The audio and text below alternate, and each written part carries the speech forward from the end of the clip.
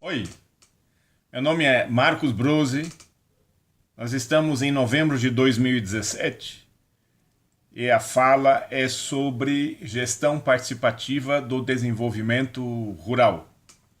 Esse texto foi escrito no final dos anos 90, eu gostaria de brevemente contextualizar os anos 90, do qual esse texto é resultado e síntese de um processo de aprendizado ao longo desta década, o que os colegas da administração de empresas chamam de gestão de conhecimento. O texto Gestão Participativa do Desenvolvimento Rural surge do cruzamento de duas concepções, de dois debates, na época muito inovadoras, muito importantes, sobre desenvolvimento rural e que continuam atuais até hoje. Nos anos 90, alguns pesquisadores trouxeram para o debate nacional a concepção, a ideia que prevalece no debate internacional de que rural não é necessariamente agrícola. Nós temos no Brasil essa forte convicção, essa forte tradição de que rural significa agrícola ou pecuária. Rural no contexto do debate da estatística das políticas públicas internacionais, na maioria dos países que participam da OECD, que é o grupo de países centrais da nossa estrutura global, rural significa baixa densidade populacional. Não precisamos entrar aqui nos detalhes de quais são os limites estatísticos de quando é considerado metropolitano ou rural. Mas a questão é que se mede internacionalmente, na maioria dos países do mundo, rural por baixa densidade populacional, pessoas por quilômetro quadrado.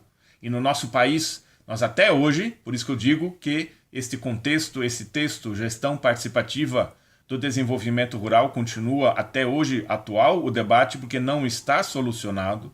Até hoje, em boa parte dos debates na política, na academia, na opinião pública, na mídia, rural é considerado agrícola ou pecuária, pesca, reflorestamento. Mas essencialmente vamos resumir como agrícola. A inovação que foi trazida nos anos 90, na época chamou-se, teve o título O Novo Rural. E o Novo Rural abria a perspectiva de que turismo, lazer, saúde, logística, mineração, produção de petróleo e gás, aviação, para mencionar alguns setores muito importantes da economia e da geração de emprego e renda, são essencialmente rurais, mas não quer dizer que são agrícolas. A principal ferramenta, a principal intervenção de desenvolvimento rural nos anos 90, em grande destaque e debate, hoje não tão mais forte, não tão importante, era a extensão rural. A extensão rural como a principal ferramenta de presença do Estado no meio rural e promoção do desenvolvimento, teve tamanha importância que ela foi estatizada nos anos 70 pelo regime militar. Nos anos 90, como tudo estava em fluxo, como tudo parecia possível, na utopia, no romantismo de uma nova democracia, que ainda ninguém sabia como construir, como fazer, hoje, decorridos 30 anos, a gente já tem mais clareza do desafio, das dificuldades, de que superar a ditadura não é o mais importante, o mais complicado, o mais difícil, o mais desafiador é consolidar a democracia e que isso se mede em gerações. Mas nos anos 90, a euforia, o otimismo do fim da ditadura gerou a possibilidade de rediscutir a extensão rural como ferramenta de produção, de promoção, de construção do desenvolvimento rural. Chegou-se a debater em Brasília, liderado por uma flexão, por uma tensão entre CONTAG e CUT Rural, de que os trabalhadores deveriam assumir a gestão da extensão rural. Houve vários congressos, vários seminários, vários debates em Brasília, envolvendo atores internacionais importantes, palestrantes, acadêmicos, organizações, bancos multilaterais. E o debate hoje a gente sabe que foi vencido e não avançou. Os trabalhadores não coordenam a extensão rural, os agricultores não gestionam, não administram a extensão rural, ela continua firme na mão do Estado, apesar de todos os problemas que em muitos lugares do país a extensão rural tem. Eu ressalto esse contexto porque um seminário realizado em Brasília foi muito importante ao final dos anos 90 nesse debate, porque uma série de atores, dois dos quais hoje não tem mais tamanha importância, que foi a Fundação Lindolfo Silva e o Ministério do Desenvolvimento Agrário, promoveram com apoio e muito envolvimento do escritório do Banco Mundial de Brasília sobre qual seria o método participativo que ajudaria a construir o desenvolvimento rural e que ajudaria a renovar a extensão rural. Esse debate hoje é esquecido, é história, mas nesse contexto, o capítulo do livro, Gestão Participativa do Desenvolvimento Rural, procura contribuir com a reflexão, com o raciocínio, que não só agrícola não é necessariamente o principal componente do rural. Rural é diverso, rural são muitos atores, agricultores importantes sim, trabalhadores rurais importantes sim, povos tradicionais assentados, claro, de suma importância, mas o rural inclui uma série de outros atores que, num processo de planejamento, precisam ou devem ser ouvidos e envolvidos. Essa é uma vertente desse texto, dessa reflexão. A outra vertente é metodológica. Não existe um método. É importante ter clareza de uma caixa de ferramentas, de muitos métodos. E não são os métodos que resolvem os problemas, os conflitos, as falhas da democracia. Democracia é um processo em constante construção, com inúmeros conflitos. Democracia cheia de problemas, mas ninguém inventou nada melhor até hoje do que a democracia. O desafio por gerações é como aprofundamos, radicalizamos, como aperfeiçoamos a nossa democracia. Métodos podem contribuir para tanto, mas não resolvem tudo. Um dos principais produtos e mais inovadores, mais conhecidos deste debate dessa época, por exemplo, é o orçamento participativo, aplicado hoje em diversos municípios do Brasil e que teve uma carreira internacional sendo aplicado, sendo utilizado como ferramenta em um grande número de municípios no exterior, em diversos países. Agora, já aprendemos, passada a fase da euforia, da utopia, do romantismo, que o orçamento participativo por si só não resolve os problemas urbanos, não resolve os problemas da cidade, muito menos soluciona os problemas da gestão pública. Ao contrário, municípios ou governos estaduais que utilizaram o orçamento participativo, que não tem um déficit, que não tem, um superávit, aprenderam a importância da gestão pública, da orçamentação pública, da contabilidade pública, porque só você tendo um superávit é que você pode fazer orçamento participativo. Ou seja, o debate é interessante, é animador, motivador, mas não é simples. Nesse contexto, a gestão participativa do desenvolvimento rural procura sensibilizar o leitor de que não existe um método, não existe o método que tudo resolve. E este era procurado no final dos anos 90. Havia uma busca por aquilo que era chamado o ciclo completo.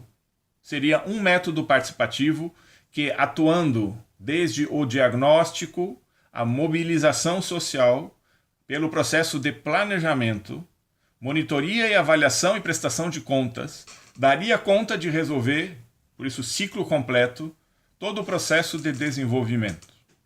Isso pode valer para a intervenção pública, estatal ou não estatal, num certo território, mas não vale para o processo de desenvolvimento. Processos de desenvolvimento, de melhoria de qualidade de vida, para usar um outro palavreado, ou, se quisermos numa nomenclatura mais atual e moderna, a construção da felicidade das pessoas num determinado território depende das pessoas que ali moram, que ali vivem, que ali trabalham, que ali criam seus filhos, e não de nós que viemos de fora como agentes externos, geralmente muito bem intencionados, mas os nossos projetos, as nossas intervenções, públicas, estatais, não estatais, em geral são de cronograma limitado, com orçamento limitado. No melhor dos casos, a nossa intervenção externa, o nosso projeto, pode contribuir para processos de desenvolvimento. Elas podem ser neutros, nós podemos nos esforçar por muito tempo e não chegar a um impacto significativo. No pior dos cenários, nossas intervenções externas atrapalham, dificultam, atrasam processos de desenvolvimento. Mas para reforçar essa ideia, processos de desenvolvimento, vírgula, no nosso caso, no nosso debate rural, são promovidos, são feitos, são resultado das ações dos atores que ali moram, ali vivem. Portanto, se nós queremos trabalhar de uma forma participativa, nós precisamos ouvi-los, nós precisamos envolvê-los, nós precisamos engajá-los. Para isso, sim, ajudam métodos. Mas é possível promover, contribuir para o desenvolvimento sem um método. Isso não é para menosprezar, nem para dificultar. É para que tenhamos, como planejadores, como cientistas políticos, como sociólogos, como engenheiros, como arquitetos, como economistas que participam desse tipo de projeto, que tenhamos clareza e maior grau de realismo nos nossos projetos, na nossa contribuição. Ao você entender gestão participativa do desenvolvimento rural como um processo e não um curto ciclo de etapas pré-definidas, você abre possibilidades. E ao você definir, ao você entender que o rural não é só agrícola, você também abre novas possibilidades. Esse é o pano de fundo, esse é o contexto da gestão participativa do desenvolvimento rural. Uma tentativa de contribuir ao debate, reduzindo ou minimizando conflitos sobre concepções. E existem, essa é a tentativa do texto, de contribuir para essa consciência, diferentes ferramentas para a mobilização social. Existem diferentes ferramentas para o diagnóstico, existem diferentes ferramentas para o planejamento. Mas uma contribuição nascida da prática é de que o planejamento, o diagnóstico por si só não bastam. Existiu nos anos 90 e continua existindo até hoje pessoas que se entusiasmam com esses processos, com essas ideias, com esses métodos e buscam intervir no meio rural, na melhor das intenções em geral, apenas promovendo diagnósticos ou planejamentos.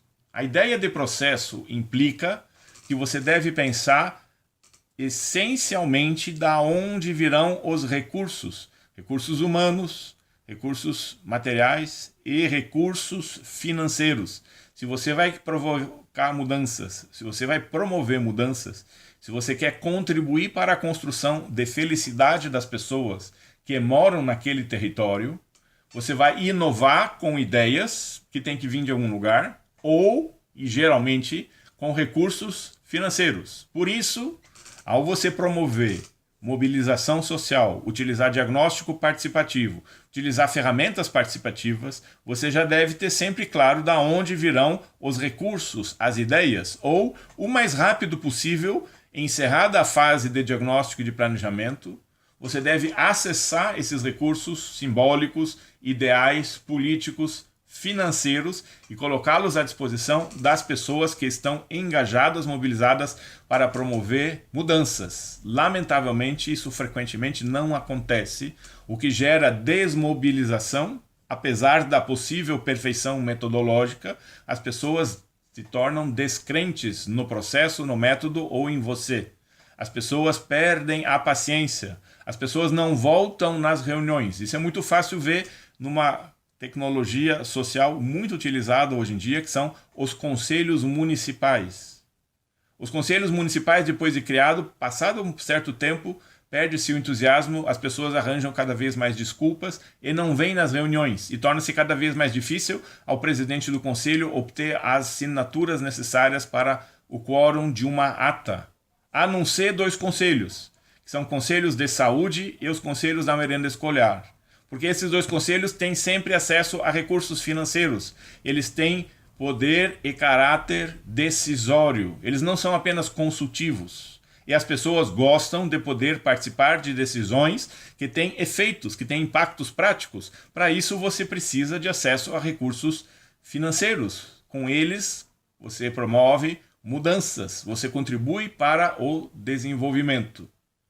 Este é o contexto que propõe esse texto chamado, então, de Gestão Participativa do Desenvolvimento Rural, no intuito de sensibilizar que há necessidade de pensar a longo prazo, em gerações, ter clareza e um grau de realismo sobre qual é a nossa contribuição e sempre, desde o início, ter clareza que nós não devemos levantar expectativas, não devemos gerar expectativas que nós não podemos cumprir. Isso é muito comum no mundo do debate político partidário, onde então candidatos aparecem de 2 em 2 anos em territórios rurais, em áreas remotas, e prometem o que frequentemente sabem que não será cumprido. Isso gera uma baixa credibilidade, isso tira a legitimidade da democracia. As pessoas, com o passar do tempo, se sentem desmotivadas. Isso não é um fenômeno brasileiro, não é um problema nacional. Isso ocorre em grande parte das democracias mais maduras, mais antigas, que com o passar do tempo, menos eleitores se engajam nas eleições, a ponto de que no país líder do capitalismo mundial, que são os Estados Unidos, menos de 45% da população participa das eleições. Eleições presidenciais, aquelas que mais são debatidas e mais vistas na mídia, têm baixa legitimidade, baixo grau de participação. Provavelmente nós vamos passar por esse processo quando o voto não for mais obrigatório no nosso país. Os colegas que aplicam há anos orçamento participativo nos mais variados territórios do nosso país já passaram por esta dificuldade do aprendizado, da frustração, de que por mais que você busque a metodologia mais adequada, a ferramenta metodológica que parece mais adequada, por mais que você busque a perfeição metodológica, não necessariamente você terá a intervenção junto à população da forma como você quer, e com o passar do tempo, se você não tem resultados para mostrar, se você não tem impacto com suas ações, você vai obter cada vez menos legitimidade.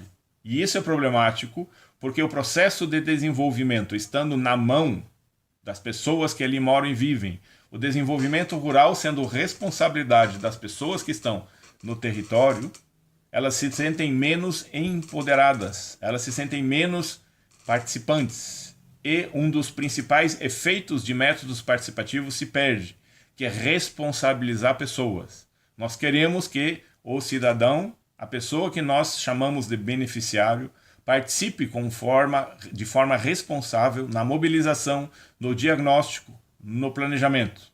E para que essa pessoa se responsabilize e assuma responsabilidades, ela precisa se sentir empoderada, ela precisa sentir que aquilo, a médio e longo prazo, terá efeitos significativos pela melhoria da vida dela.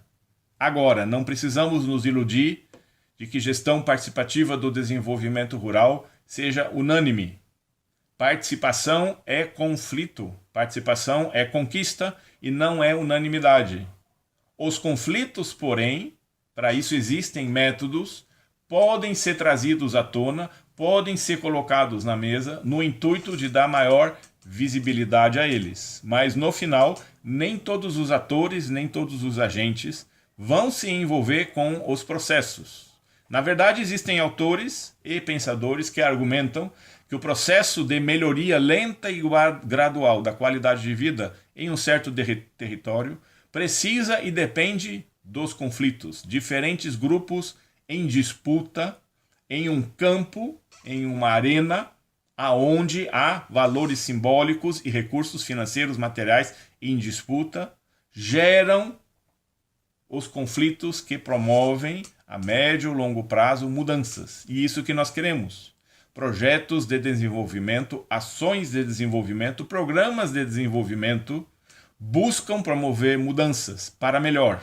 A qualidade de vida das pessoas precisa, ao longo do tempo, melhorar. Este é um grande desafio e, por isso, ter clareza sobre as restrições dos métodos. Não significa menosprezar os métodos, mas a gente precisa ter realismo, a gente precisa ter clareza de que métodos são importantes, métodos podem ajudar, ferramentas participativas contribuem em certos casos, sob certas condições, mas essas condições precisam ser otimizadas, pensadas e planejadas. Este é o contexto dessa proposta de gestão participativa do desenvolvimento rural, como rural não necessariamente só agrícola, usando gestão participativa e entendendo as mudanças como um processo de médio e longo prazo.